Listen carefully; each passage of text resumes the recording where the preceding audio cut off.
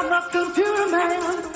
I'm the Macintosh man with the virus scan. Moving your files all across the land. Some Photoshop filters in after dark. Get your Microsoft Office, express your quark. Millions of colors with a VRAM chip. How about a system crash that'll make you flip? I'm the computer man.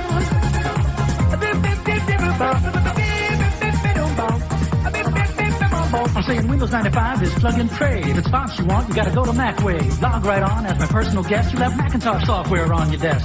Send me an email with your request. If it's hardware you want, baby, I'm the best. I'm the computer man. Good evening, K-Squid listeners. Good evening, Santa Cruz, Monterey, Central Coast, and beyond. My name is Luigi Oppido, owner-operator of Pleasure Point Computers, right by the beach here in beautiful Santa Cruz, California. And for the next hour, I am your tour guide into a world of wonder, magic, information, and some frustration. Now, we're talking about the internet and the world of computing. I am your computer man. Welcome, one of the most helpful, friendly tech counters I hope you've ever visited. I'd like to welcome you to your Tuesday night, to your local radio station, your local KSQD Santa Cruz, K-Squid 90.7 FM, also online at ksqd.org, but broadcasting as well at KSQD Prunedale at 89.5 and 89.7 FM, and always online at our app, which is also on ksqd.org, but you can download our app for the iPhone and for your Android phone at the Google Play Store and at the Apple App Store. Just search for KSQD and have us in your pocket always. Super cool, and stoked to be with you here tonight. So welcome to the show, everybody.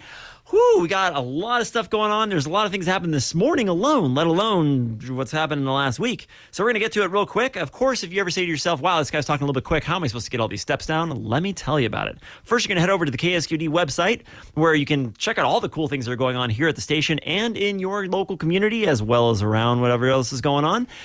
But at the KSQD website, we have a 2-week audio archive, which you can download any of our shows and listen to them for the past 2 weeks. And with that is the Computer Man Show. If you'd like to dive in a little bit further, we have another thing we can go into as well. But while you're on the KSQD website, I would love for you to hit that big, giant, candy-like button at the very top of the website, because that allows us to live and exist. That's right. That's our donation button.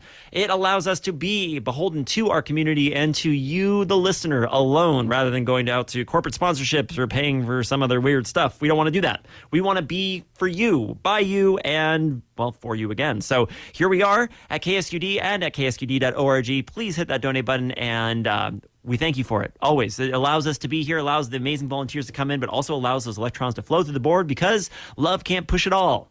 Unfortunately, it takes a bit of bucks. So thank you so much for doing that. If you'd like to hear the Computer Man Show, and maybe it's after the 2 weeks, you can always search on Apple Podcasts now for the Computer Man Show podcast. We are now on Apple, on the Apple Podcast. We're getting, we've had like 5 or 6 or 7 shows up now, I think. And I'm going to start putting on all of the previous shows as well. I've got an entire archive of almost 300 shows. That's how many we've done just on KSQD alone. So we're going to be working on that. And you can just search for that on Apple Podcasts. We're also going to be stretching that out to other podcasts as soon as I get some time to be able to do it. So check that out. But Apple Podcasts right now, search for the Computer Man and the Computer Man Show, and you'll see us pop up.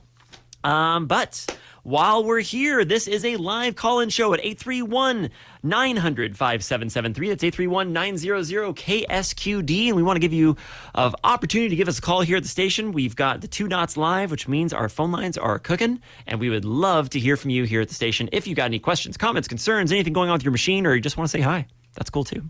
If you're stumbled across this show and going, what is this guy going to be talking about for the next hour?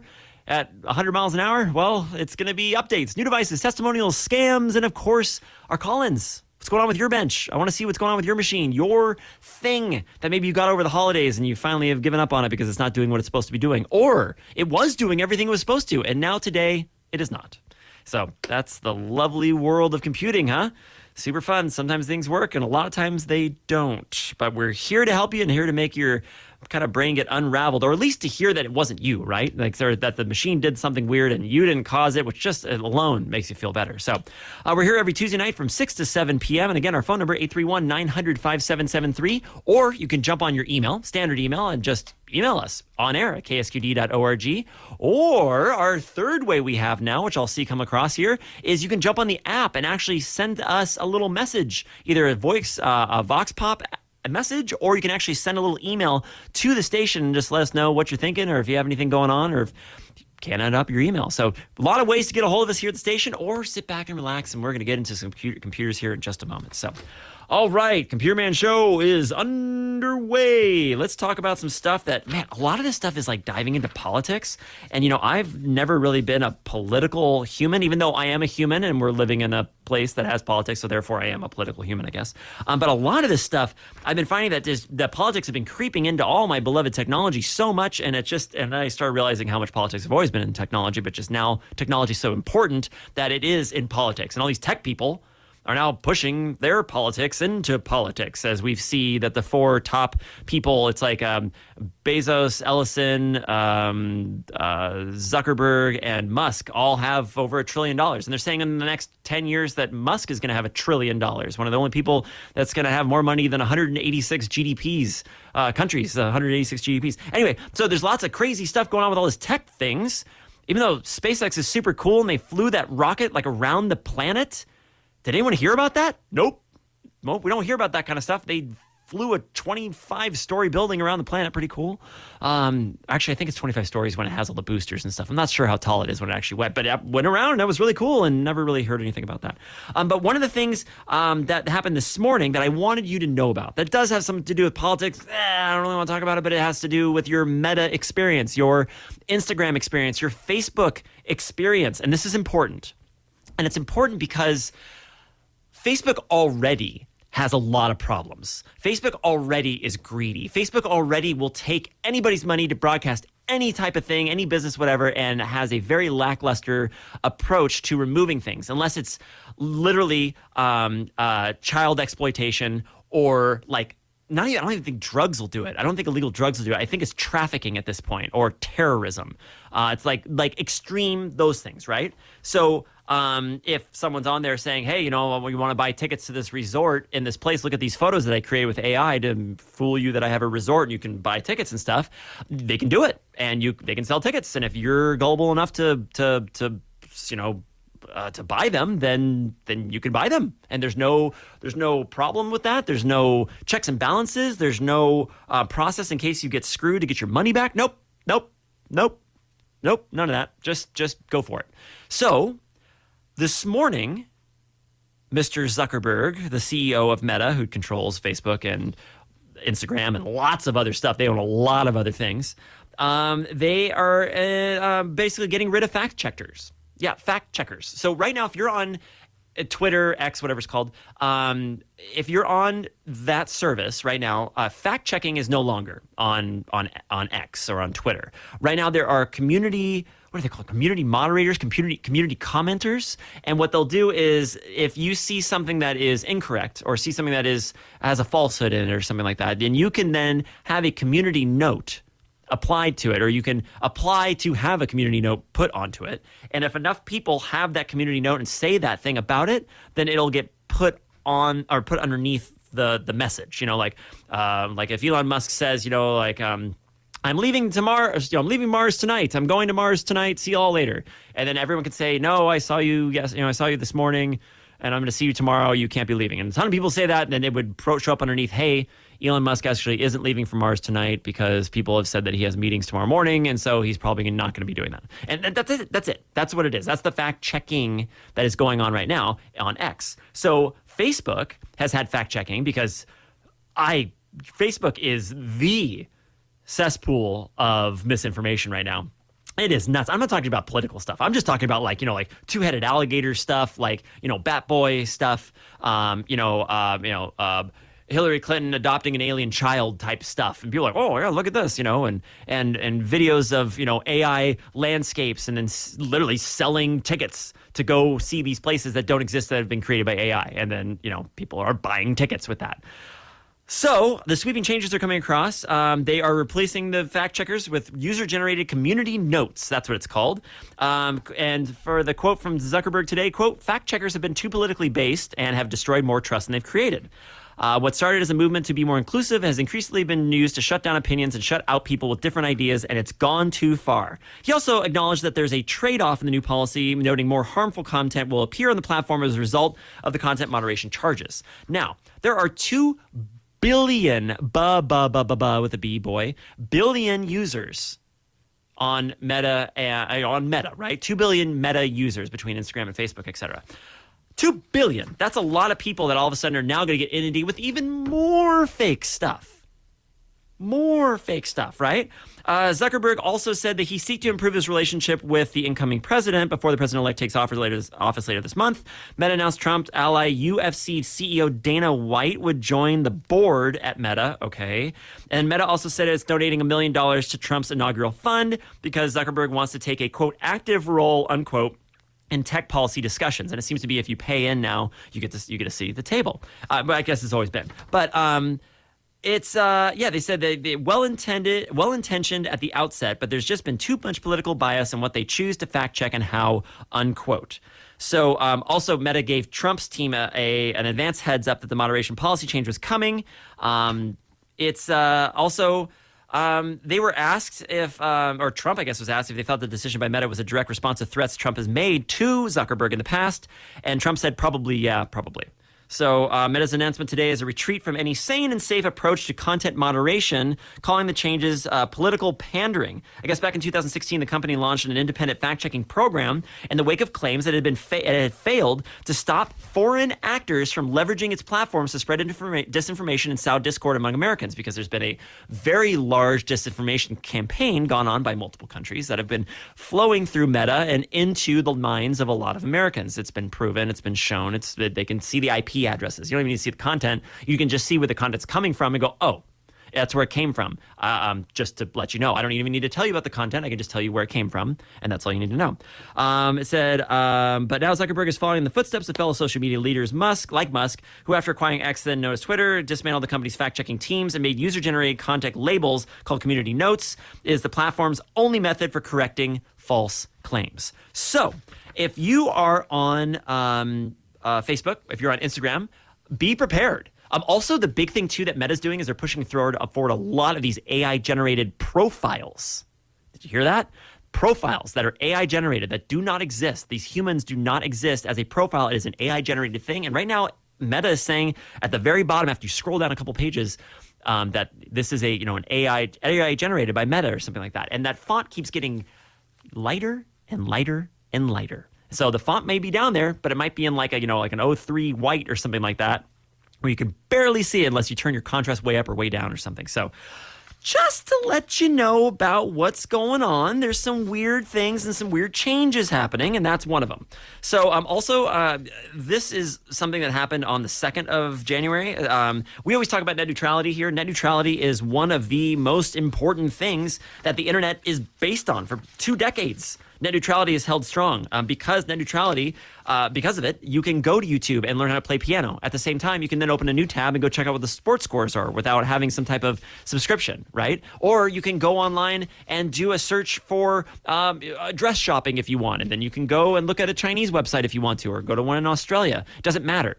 Right? That's the internet. But now if you want to go on your television set and you want to watch HBO or Cinemax or any of these things, you have to pay for those pay lanes, right, to go. You get some free channels if you go off air, but you get some basic ones, and then there's other packages. Well, that's what net neutrality holds true for the internet. It makes it so the internet is not cable.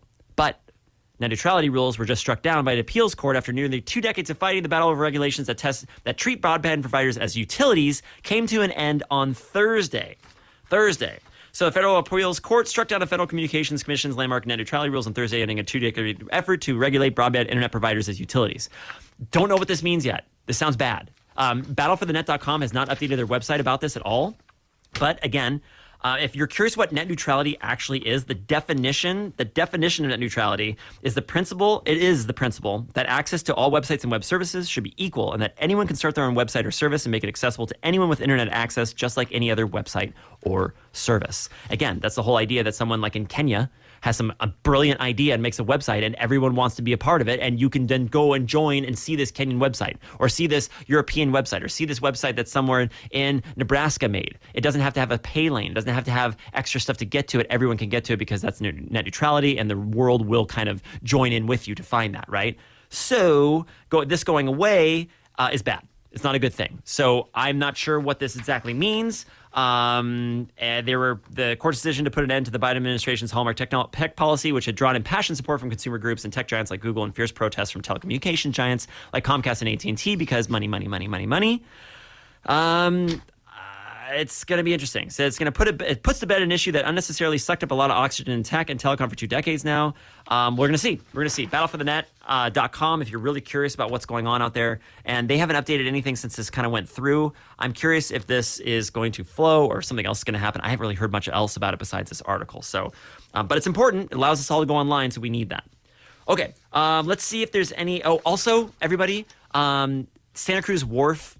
You know, the tragedy of Santa Cruz Wharf snapping off, and whose fault it was, who cares? You know, all that is beside the point. There are scams right now for donations. So there are people have already jumped on the boat, and no pun intended, and have decided to create fake accounts saying that they are businesses on the wharf who need donations. Blah blah blah blah. Donate to us. Sending text messages out, sending emails out, sending all this stuff that is fake. So if you would like to help the wharf, and I go to cityofsantacruz.com right now, cityofsantacruz.com, and at the very bottom of the webpage, like right when you open up the page, there's a big yellow strip that says, you know, interested in the wharf, want to help out the wharf, and it says learn more here, and it has a link. Just like any organization that you, the kind-hearted KSQD listener, wants to give to, like here at KSQD, if you were to get a text from KSQD, I would hope that said, hey, volunteer, or hey, you know, donate. If you got anything, anywhere at all, even from us, I would hope that you would then open a website and go to that organization separately. You can click on the link and go and look at things. That's fine. But I would hope that by giving money, you would never give money through the direct link because you're a listener to this show. You would go directly to the organization and give the money through the organization's website, through the cityofsantacruz.com, through ksqd.org, through the Trevor Project, all these places that are that want to help, that have organizations and willing ways to help. There are scams right now. So the wharf, of course, is now something that is known, and now there are scams coming across. Just keep your head. If you want to give money, if you want to help out, do it through the proper channels and don't rush it. Make sure you go through the correct place and just double check before you click submit, right? So those are on the rise. Keep your head. Be careful with that. Okay. Also kind of interesting today, or the other day, this is more fun. We're going to get out of the scam realm here. Actually, I've got a couple more scams. We can talk about those later. But have you seen one of those Boston Dynamics robotic dogs? They're really kind of crazy. Like they've been around for a while. They are for sale. They've been for sale for a while. They're expensive, but they've been for sale. In Moscow, a police detained a robotic dog that worked, I guess, as a drug courier. They have a photo of it on a security camera, and it's one of those robot dogs that had a backpack on it with an advertisement for an illegal substance sales. And this robotic dog was delivering, like, you know, cocaine, drugs, all these things that were inside this little package in individual bottles, and it was delivering this stuff. The police, it had this advertisement with a store with illegal substances and the substances themselves in containers on the dog. After the cops arrived, the robot suddenly turned off all of its signal lights and went into a self-defense mode, destroying internal information, including the geodata of the route and all of its operating system. It's not the cyberpunk that I thought, but it's a cyberpunk that we deserve. That's pretty interesting. So I kind of always talk about there's only a few industries that really push technology, like really push it. One of them is the drug industry. One of them is, unfortunately, the military and weapons and what can we weaponize. And another one is the adult industry. Between these three industries, we get a lot of innovation and a lot of ideas. Yes, I'll leave it at that. So, kind of interesting that dog thing. I mean, the police, they obviously could see because it's got some type of GPS or cellular data. And when they could see when the police actually arrived, and they just probably had a protocol all set up where the dog just basically completely self-destructs, and they write off that $20,000 dog, and get another one or whatever it is. But crazy world. All right, let's see what else we've got going here. I do have a couple extra scams I want to talk about. These are kind of important as well. One of them right now is actually, I thought this is the pizza delivery one. Oh, the lost phone thing. So there's this big thing right now, and we saw it a couple years ago, but it's kind of coming again. These kind of go in waves, right? And this time there's a lost phone scam again that's come around. We've seen this one. I've talked about this a number of times, but someone basically comes knocking to your door saying, "Hey, my phone's in your house. I've got it on Find My iPhone. I've got it on Find My. It's in the back of your house, And the idea, I think, as far as I can tell, is that these people want to knock on your door. They either want to be let in so they can case the joint, or they want to just have you open the door so they can take a peek inside and see maybe some goodies you might have and to come back later or something, right? So this person says a man came knocking to our door, says he lost our phone or lost his phone, and the Find My iPhone or Find My phone was pointing to the back corner of our house. But this person was like in a rural area across a double highway, down a road that's a couple city blocks from the gas station you say you lost it at. So this person came to the door, I lost my phone at the gas station. It says it's at your house. You're like, okay. So most likely casing out to see what's going on in that stuff. But if someone comes to your door and tries to pull that, I don't have your phone, I can't help you. And if they insist, say, come back with the cops and a court order. Happy to talk with you then. I don't have your phone. I cannot help you, right? But at the same time, if you're in so I don't know if you've ever noticed when you go downtown Santa Cruz, I have Xfinity Mobile on my phone, which runs off of the T-Mobile towers. If you go downtown, full signal strength, very slow internet because it's congested. There's not enough tower space for everyone that's downtown. There's a lot of people downtown. You get out of downtown and the towers work just fine. But sitting at CTV, community television, or even on the bridge, right in the corner of town, on Soquel, no, you're not going to get hardly any at all. You'll be able to make a phone call. You won't be able to get any data on your phone if you're on the T-Mobile towers. It's not perfect in heavily congested areas. I started looking at people to see other ideas for this scam or other people who have been hit with this scam. And I think that people are kind of using the knowance of having that Find My iPhone not being as good as it should be in certain areas. So this person's like, well, I'm sitting in a hotel in the suburbs of Chicago, and I saw my phone telling me I was at the mall across the other side of I-90. That's a far distance, right? But also, he's in a city suburb across from a freeway, across from a mall. So maybe the mall doesn't have as many people as it used to, but there's still probably a lot of people saturating those towers that might make that signal a little bit less as good. But also on the other side, we had that one caller or that one email that had the guy who said that he shared his location with his girlfriend and he wanted to know how good Find My iPhone was because the location just kept coming up at her ex-boyfriend's house. And she lives 14 blocks away. And it's just really strange that it just always shows up at her ex-boyfriend's house. But, she says she's home. And you're like, oh, well, it's not that bad, So, yeah. So, again, if people really believe that the Find Your iPhone is super exact, it kind of is, depending on where you are. Again, if I'm downtown, it's going to be less precise than if I am in a more rounded, kind of spread out area. But again, also there has to be signal strength because it's triangulation and GPS and all stuff, and then also sending that signal back out. So sometimes it's based on where the actual cell phone towers put you. Other times, if you don't have, if it's that, you have to have location services on. So it's the GPS antenna. Do you have good GPS lock? When was the last time it's synced up? Et cetera, et cetera. So there's a lot to it, but someone knocking on your door saying that their phone is in the back of your house, at first, obviously you say, show me on Find My iPhone, ping it, and people, what they'll do is they'll have another phone in their wallet, in their purse or their bag or if they have a big wallet, I guess, in their money thing, the thing that they carry all their stuff in on them. And what they'll do is they'll say, look here, they'll show you on the screen, look at my phone's right here. It's at your address. And you're like, but okay, then ping it. Then say, hit the voice, hit the noise.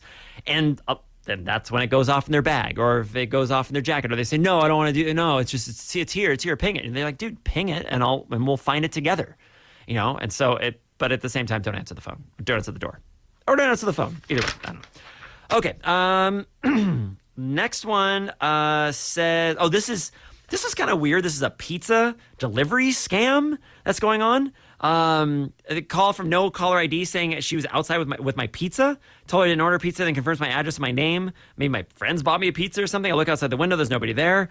They tell me that she's parked by a stop sign. I go outside, look inside and see if I find the car. We're still on the phone. Get to the street, tell her no, I still can't see her. And then on the phone starts screaming, oh my God, they're coming, oh my God. Let's hit a final screen and then the call goes dead.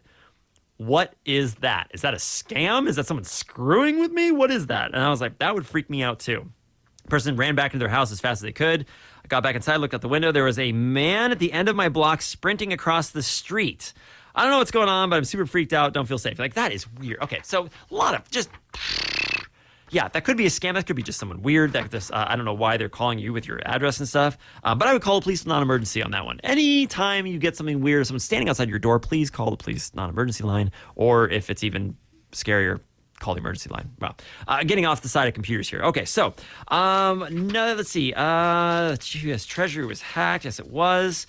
Let's see. We also talked about Russia cutting off its access to global. Last week we kind of talked about this a little bit more. Russia has reportedly cut some regions of the country off from the rest of the world's internet for a day, siloing them, trying their own VPN, and the VPNs wouldn't work at all. So kind of like China's Great Firewall, Russia's trying to do that same thing. But also Russia just tried to create like a PS5 or whatever, and they're trying to create like game stations and stuff so that they can only have what's here. But also Russia had a advertisement that showed them shooting down Santa. Look it up. It's great. It was great. But the Santa sled had like missiles and stuff in it, and then they fired a missile at it, and then said no one's in our skies. It was great. I had to look up and make sure it's fake. So a lot of weird things going on here. Let's talk about computers. Okay. A rival to SpaceX Starlink went dark after failing to account for a leap year. Yeah, whoops. So there's a French satellite operator, Eutelsat, EUTELSat, failed to account for last year's leap year, leading to an embarrassing service outage that lasted for 48 hours. Whoops. The root cause was identified as a software issue within the ground segment. Again, that was the whole thing, kind of the same thing with Y2K. They didn't account for the years. Everything went back to like 1980 or whatever. Didn't do the full 4-year limit.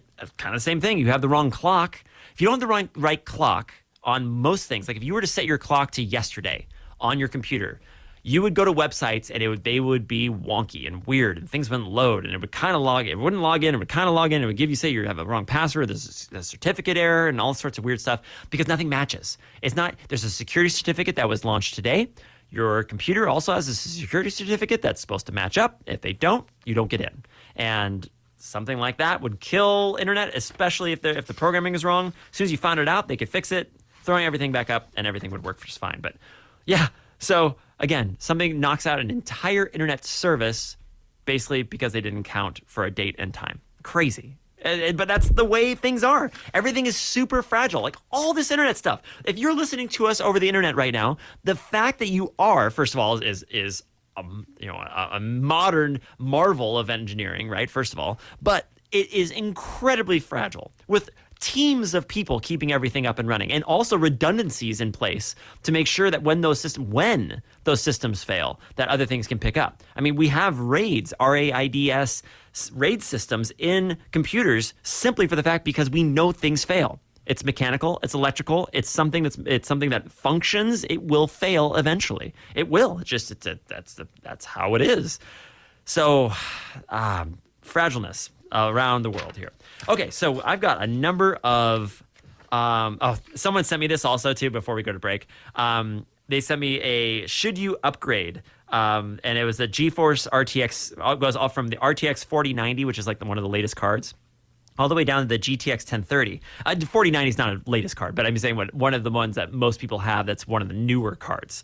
And there's this whole gradient list. It goes from 4090 to 4080, 4070, 3090, 4070 Ti, 3080, 4070, 3070, 4060, 28, blah, blah, blah. It goes all the way down. There's like maybe 30 cards here. And there's 5 color gradients. And someone had sent me this, and I thought that was really smart because this says, should you upgrade? And there's tons of cards, and everyone's like, I need to get a new graphics card. I need a new graphics card. And people bring me their machines asking, I want to play this, but I need a new graphics card. In fact, I had a client come to me, and they said, I have this brand new machine, and I want to play Fortnite, and I want to play Call of Duty. And I'm like, whoa, those are...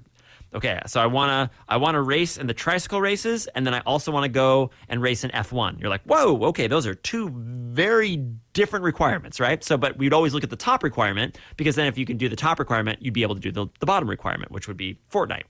And so I started looking through the cards, and I started talking about all the different cards and what could be going on. Finally got a spec sheet from them, and this machine that they have built for gaming had a Quadro video card.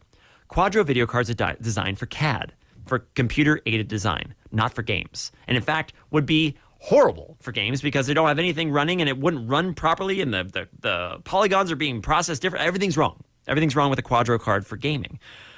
So when I got sent this, I thought this was great because it has all these color gradients, all these cards, and all these different things saying, should you upgrade if you have this card or this card, this card. And every one of these, all the color gradients are labeled exactly the same thing. Upgrade whenever your favorite games stop working.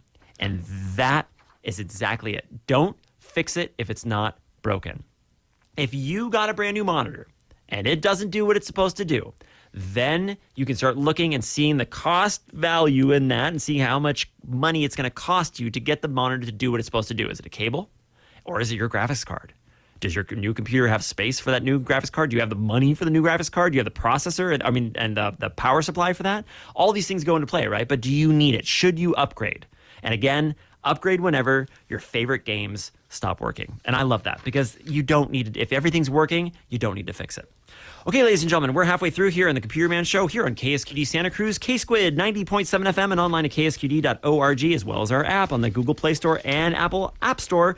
We're going to be coming back here with some computer questions, some email questions, also some more stuff that's going on in the world. We'll decide if we want to talk about that or go to the computer questions on the email side. Again, this is the Computer Man Show with your host, me, Luigi Oppido, from Pleasure Point Computers here in town. Don't go anywhere. We will be literally right back. Why is community radio important to you? I'm just looking around here at the birthday party and my heart is full. I mean, it is so wonderful. People of all ages and all different backgrounds. And I was listening to the radio on the way in and so diverse and just people talking to their neighbors.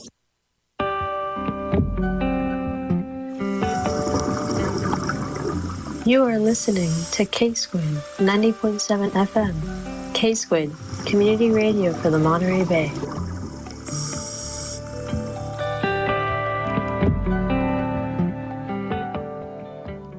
KSQD thanks the Santa Cruz Comic News for its support. The Comic News has been providing all the tunes fit to print since 1984, sometimes findable in various places. Thank you to Santa Cruz Comic News for supporting K-Squid 90.7 FM. Support for KSQD comes from Santa Cruz Gives, a holiday giving campaign for 63 local nonprofits. Learn more at santacruzgives.org. Donations online or by mail through December 31st. Presented by Good Times with support from the Volunteer Center, the Community Foundation of Santa Cruz County, and local sponsors. Thank you, Santa Cruz Gives, for supporting community radio. K-Squid. My name is Luigi Oppido, owner-operator of Pleasure Point Computers and the host of the Computer Man Show, a one-hour call-in show Tuesdays at 6 p.m. Viruses, slowdowns, scams, and updates. Computers can be a pain, and I'll help you through it.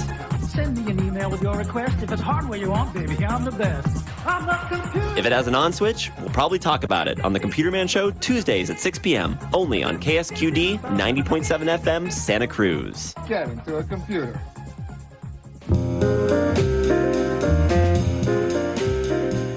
Hi, I'm Bobby Bishop, host of Be in the Night, bring you the best I can with jazz, love songs, and soul. Join me on Tuesday evenings from 7 to 10 p.m., playing the classics straight ahead and introducing you to the latest artists and composers. That's Tuesday nights from 7 to 10 p.m. right here on listener-supported KSQD 90.7 FM, Santa Cruz. Oh, I love me some jazz, and you probably do too. So this is one of the best places to find it. All you got to do is sit around and have nothing to do because it's coming up at 7 o'clock with Be in the Night. And also every Tuesday, Wednesday, Thursday from 7 to 10, we have incredible curated jazz shows here on KSQD. They are fantastic, second to none. Stick around, 7 to 10. That's all you got to do. Tuesday, Wednesdays, and Thursday nights. So we're back here at the Computer Man Show here on KSQD Santa Cruz, K-Squid 90.7 FM, and online at ksqd.org. Looks like we have a phone call coming in. Let's see what's going on in the real world. Hello, you're on with the Computer Man. How can I help you? Yes, Happy New Year. Happy New Year. Yes, this is the Godfather Pizza Parlor. We need some information in order to deliver your pizza. We need your bank account number and your address. Oh, you need my do you want all my bank account information? Here, let me get my routing numbers for you real quick. The more the better. You want everything on your pizza, don't you? Oh yeah, yes. I need it, and you can only take direct transfers. I heard, yeah. So, my goodness, right? Sounds so silly when we do it that way. Yeah. Anyway, seriously, did you say that when you're downtown that you have the Xfinity provider, but it runs off T-Mobile towers? Is that what you said? Yes. So Xfinity, I have Comcast at my business, and through the Comcast business, and also through I think the home service too, you can switch your cell phones over to the Xfinity mobile service. They started about 3 or 4 years ago, and Xfinity pays T-Mobile for their towers and tower space in order to have a cell phone. So I have an AT&T phone that I've had for AT&T for 10 years. It's been awful, and I heard about this deal, and so I switched my phone over, and now my phone says Xfinity at the top, but uses the T-Mobile towers. Okay.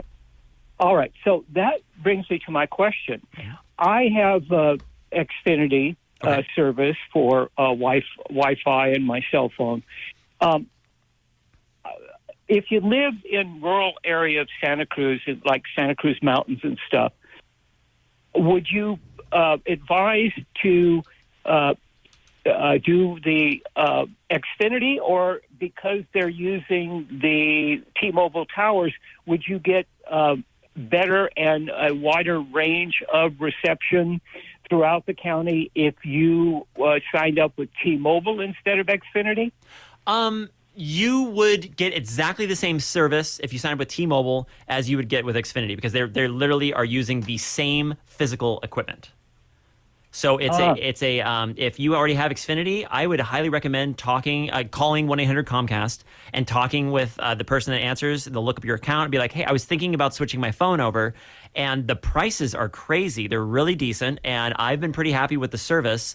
But the best way to know if you have coverage is to go onto the T-Mobile coverage map. And also you just do a Google search for the T-Mobile coverage map. It'll show a United States thing showing, T-Mobile in pink and then the other carriers and stuff. And you just click on the map, and then it'll ask you for your address. Type in your address, and it'll show how blanketed it is in that section. Or you can just kind of, if you don't want to give the address, which I completely understand, you can just scroll through the map, kind of like I'm doing right now, and just kind of poke around and see, like, okay, I live right here in this valley, okay, and I'm seeing that there's some coverage, but maybe not at my house. Like here's Watsonville Airport, and then you can go up in the hills up here in Scotts Valley, and it gets a little sparse. But you can check, and that would be the best way to know if that's going to be a good fit for you. So what's the URL for the map again? It looks like it might be tmobile.com/coverage. Let me actually just see if I can do that real quick. If I just get rid of the rest of this stuff on the website, let's see if that goes. Yeah, you go to tmobile.com/coverage. It'll take you to the coverage map. Great. So are you suggesting that maybe you could save some money if you switch to T-Mobile from the Xfinity?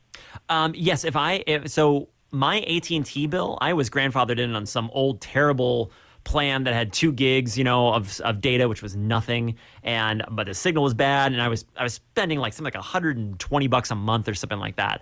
And I then reached out to Xfinity. They said, "Oh yeah, it's going to be this it's like $30 a month or something ridiculous for the business owners. I think it's maybe it's something similar for home users too. Yeah, but it's unlimited data. About right. Yeah, and that's about right. About $30 a month. Yeah. Okay, so that is saving me a lot, and my signal is much better. Especially I use it mainly when I go to people's homes, and sometimes I'm in some area that I need, and their Wi-Fi is down, or their internet is down, so I have to get a driver or something. So I have to use my phone as a hotspot for my computer to download files in order to get their internet working. So I need coverage, and it's been working really well for me. But I would recommend, just giving Comcast a call. And they, Comcast probably sometimes doesn't even know that they're using T-Mobile's towers, because they're saying Xfinity Mobile. It's called Xfinity Mobile, but I know the reps, and I know that they've told me, yes, we're using T-Mobile's towers. And so if you ask them about T-Mobile, they may or may not know exactly what you're talking about. But it's just Xfinity Mobile, and it's just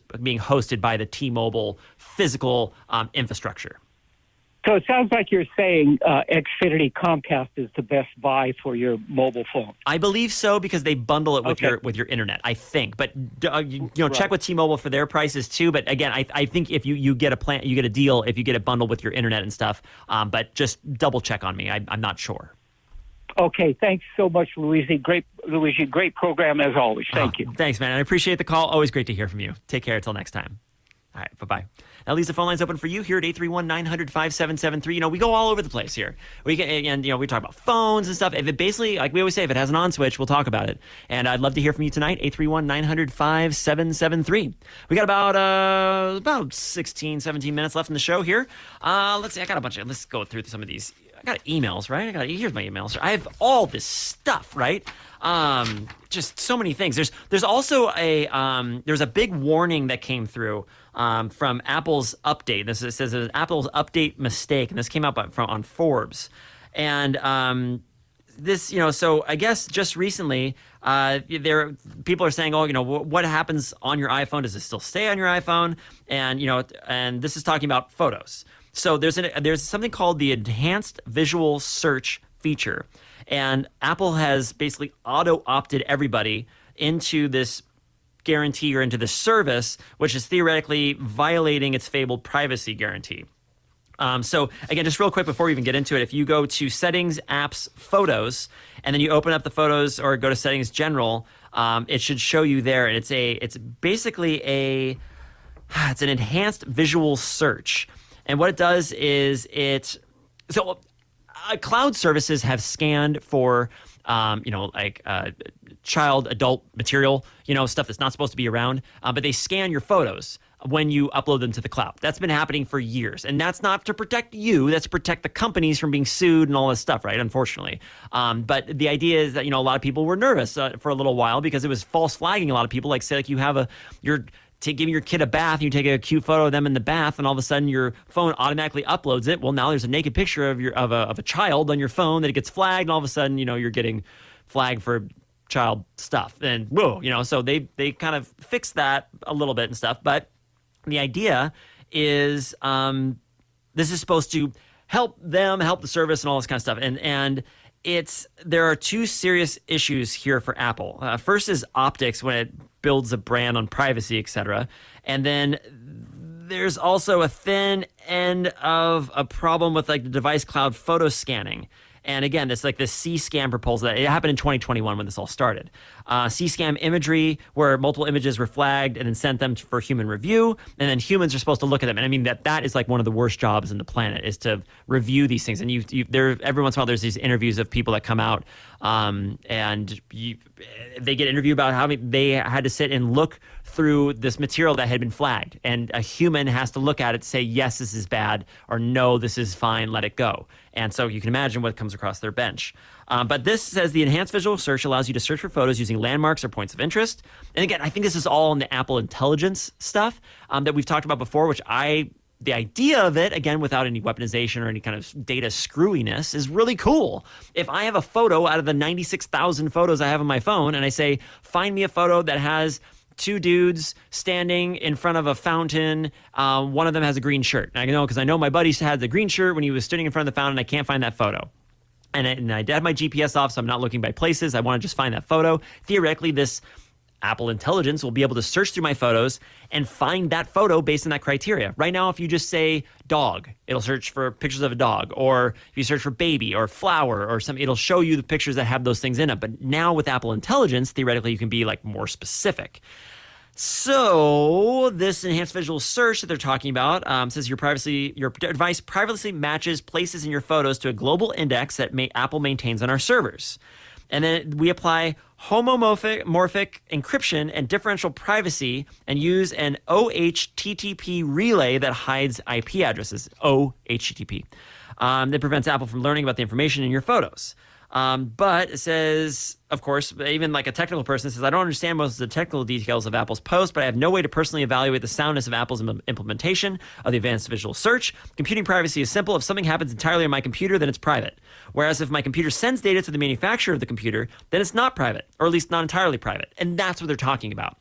So in order for me to do that search inside my photos, data has to come out of my phone and go to Apple and be data that gets sent out of my phone to Apple about something private like my photos, right? And so it has to say, I took a photo. Okay, it has to say baby in bathtub with, a white bathtub and a cream-colored wall and a yellow rubber ducky and the green dinosaur and, the boat that we always have in the bathtub and the squirter. And you could say all those things, right? And you say, I've got, and look for a bathtub photo that has a squirter in it, and it would show all the photos that has that. So it's got the way AI works, it has to send some stuff out. But it was all about the auto enrolling, and Apple does that a lot, where they don't tell you they're turning something on, but in order for it to work, we got to have everybody turn it on. So tell you what, we're going to leave it on, but you can opt out of it if you want. We're not going to tell you that it exists. We're not going to tell you how to opt out of it, but if you do a Google search about it, you'll be able to find it, even though you don't know it exists. So yeah, it's very strange. It's just, I don't, a lot of the stuff that's really high level, I don't even understand. But again, if you want to turn off this enhanced visual search, and it's in its infancy, you can go to the settings, apps, and then photos, and it should be there on your Mac. You can open the photos and actually go to settings, general, and then you can then turn off enhanced visual search. It's just personal preference at this point. I personally don't really care. My photos aren't much of anything to say that I'm sending off, stuff that's important at all. It's not, and they can waste. I've got tons of car photos and stuff. Who cares for me? But it's not about me. It's about the other people that really don't want their data out there. And at this point, I don't really care, but evidently I will at some point. I don't know. I just don't see why they want mine, and I'm wasting their space. So last thing, I had a friend send this to me that they said that they got an Instagram text from Beyonce. It's very good. It says, "Hi, this is Kelly from Destiny's Child. I lost my credit card and I need money for a plane ticket, PLAIN, plane ticket, so I can fly to your city to perform. Can you send me some money? I'll bring Beyonce." And then the next text message, "Hello, this is Beyonce." So I just want to let you know that is fake, by the way. In case Beyonce reaches out to you, I know you really want to talk about it, really want to talk to Beyonce, but Beyonce is, unfortunately, she's probably not texting you. She probably has a secondary credit card too. Or maybe some friends that have a credit card who can loan her a couple bucks. Okay, so getting out of that, let's get into some of our email questions for the last 10 minutes of the show here. If you have any questions, comments, concerns, give me a call, 831-900-5773. Okay, so I get asked this quite a bit, and this is a great question. Why does it take 10 minutes to install an entire operating system, but then this update that I downloaded took 2 hours to install or 2 hours to download and about as long to install? Why? It's like, okay, so we used to do operating system upgrades, right? And or updates or even installations. We used to say it would take 3 full days. The first day, this is on the Windows 7 days, on a spinning hard drive. So the first full day, 10 a.m., you get the computer in the shop. By 5 p.m., Windows 7 was installed, and you basically found most of the drivers because you had to go out and find a lot of the drivers. The next day, Tuesday now, you would then spend all day updating. All day downloading updates, installing updates, downloading the next set of updates, installing those updates, getting up to Service Pack 3, all this stuff, and getting up and running. And then on the third day, now Wednesday, you would then be dropping all the customer data onto the machine, installing all the software, et cetera. And that's how long it took. Now, granted, the complexity is still kind of there, but with solid state drives and some of these processes, I can put an operating system on a computer. If I have everything set to go and I plug in the drive and everything goes smoothly, I can literally load an operating system in minutes, like 20 minutes on some machines, 30 minutes on some machines. And that process is between solid states, between processors, and also just the streamlining of the actual installation based on the people who are actually writing the operating systems. That has all shrunk down quite a bit. And it's great. So we can do now in almost a day, if we're sitting in front of that machine alone, we can literally go through, install the operating system, get all the updates processed, and also get a full installation and most of the user data onto that thing, including the software that some people need. Now, granted, there is a thing with Windows that you have to wait 24 hours after you first initially install Windows because there's some updates that come across 24 hours later. They don't tell you that, but we in our travels cannot get those updates unless the 24-hour clock has expired, and then the machine will actually go and download the next set of updates. Just what we've seen, and we can't find anything online about it, but that's how it is. So why does it take 10 minutes to install the whole system, but the update takes 2 hours to download, 2 hours to install? Downloading, that is most likely depending on where you are, depending on your internet connection, and also where you're downloading the update from. That could be purely because of throttling at the actual server where the update is from. Everybody's downloading this update. They want to make sure that the bandwidth doesn't go crazy for one person and dead for another, so they segment it out and kind of throttle it so you can only download it at a certain speed so it doesn't overrun their servers. That's one thing. But why does it take 2 hours to install? And we've seen some of these updates, they take a long time to install. Well, an OS upgrade is way more complex than just a clean installation. Clean installation, clean slate, right? Nothing to put, you just lay it all down. Just puts it all down, puts everything there. The upgrade requires moving and replacing hundreds of thousands of files. Hundreds of thousands, over 100,000 files usually, including all the user data, and then making backups to allow rollbacks in case the process doesn't work, right? So there's a lot more stuff. So same thing, a new home can be built quickly. An operating system upgrade is like renovating, right? You don't have that baseline, you're just where you are. So like even Windows XP, it was an actual installer that took time. Windows Vista just extracted the entire operating system from an archive and threw it on the drive. But Windows XP actually copied each one of those files, copy. With Windows Vista, they actually changed the process, and now it's even quicker, right? So yeah, Windows 9, like 95, et cetera, 98, had like 30 cabinet files that went through. It just would launch and run. So yeah, just a little bit different process, but a great question because it's totally legitimate. So, as all the questions are. So, and I'd love to hear them. So again, if you have questions, comments, concerns, thoughts about any of this kind of stuff, you can always hit me up by email, Luigi, Luigi, at ksqd.org. Can't remember that. It's always at the shop, Luigi at pleasurepointcomputers.com. Always happy to answer any email questions or just say what's up and tell me you like the show. It's nice hearing those ones too. All right, so next one I have, it says, does Defender scan Android APKs? Okay, great question. This quarantine this Android TV YouTube client having a Trojan. It's one of the most popular and widely used Android TV apps and not something that can be run on Windows. Why did it flag it? Okay, so this person, what they did was they downloaded something for their Android phone, but they downloaded it on their Windows computer. So Windows can't run it, right? It's not an EXE, it's an APK. So it's an executable that is designed to be executed on Android phones and not on a Windows environment.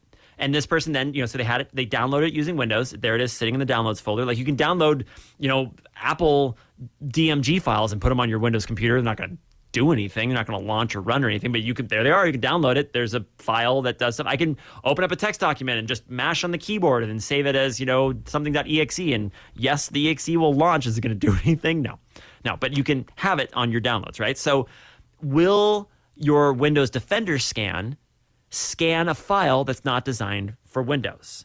So yes, Windows Defender will go in and scan any file and every file that it can, not just Windows executables.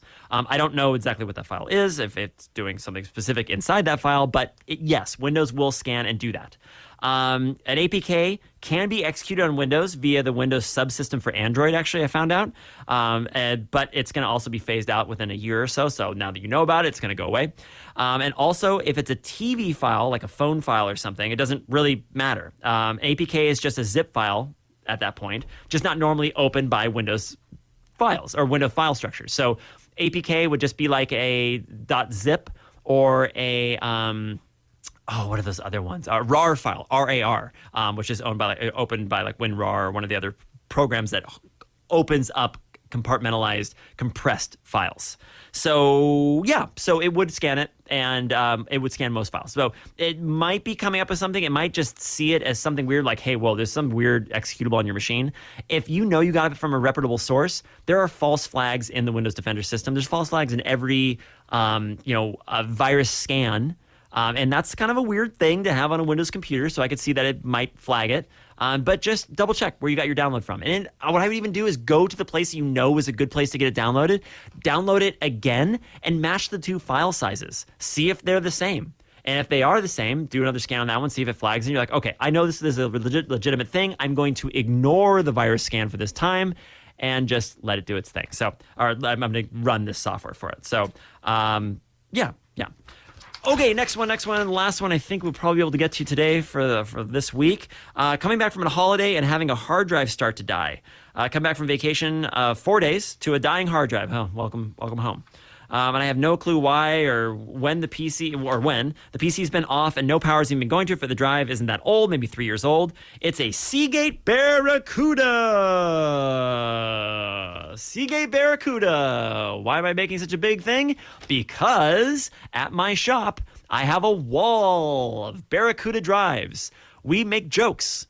Not at your expense, but we make jokes at the Barracuda expense because when a machine is acting weird or the hard drive's starting to fail, we go, oh, I bet this is a Barracuda, and you open it up, and it's a Seagate Barracuda drive. The Barracudas were always the ones that were the fastest. They spun at 7,200 RPMs. They had this one Raptor drive that spun at 10,000 RPMs, and you're like, wow. And they failed like crazy, and they still do. So it's 1 terabyte, 3.5 inch. It's not my boot drive either, just general storage, random stuff. I don't know if the drive cooked.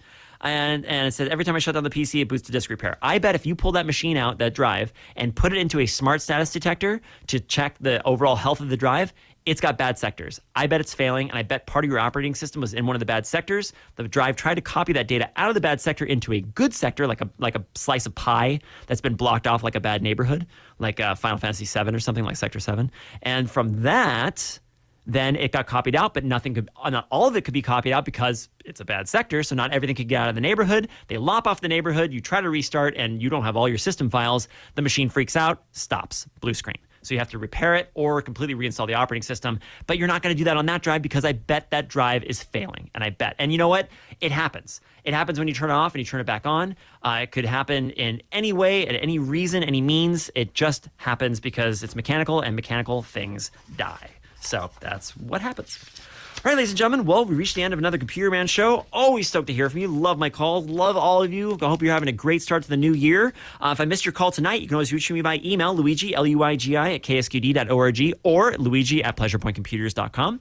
Remember to tune in to the Computer Man show Tuesday nights from 6 to 7 p.m. here on 90.7 FM, K-Squid, KSQD. I'd like to thank all my listeners and my callers. Thank you, KSKD, Sandy Stone, Harold Fredstein, Radio Gibbard, Debbie Kibbard, John Sanders, all Santa Cruz, Nicholas Tesla, the Wasp, Mr. Casey, Rolls, of course, the humble Electron. And I'd like to, thank you again for Santa Cruz for being your computer man. I'm here every Tuesday night on K-Squid, KSQD 90.7 FM online at ksqd.org. Stay tuned right here for Be in the Night. And I hope you all have a positively charged evening. Until next time. I am the computer man. I can do anything you can. I am the computer man.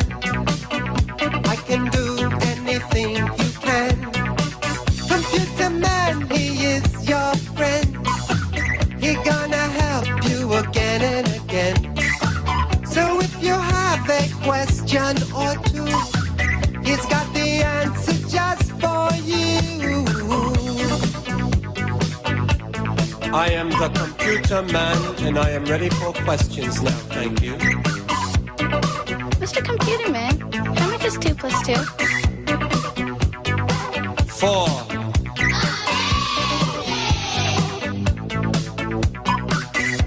Mr. Computer Man, how do you spell cat? C-A-T. Mr. Computer Man, how do you spell supercalifragilisticexpialidocious? With letters. I am the computer man. I can do anything you can. I am the computer man. I can do anything you can. Computer man is very wise. He speaks the truth, he never lies. So if there's something you don't understand, just ask the computer man. Hi, Mr. Computer Man. My name is Jenny. I have a question for you. Wait. does not compute. What is your number, please? Number? I don't have a number. I'm a person. A person? A person?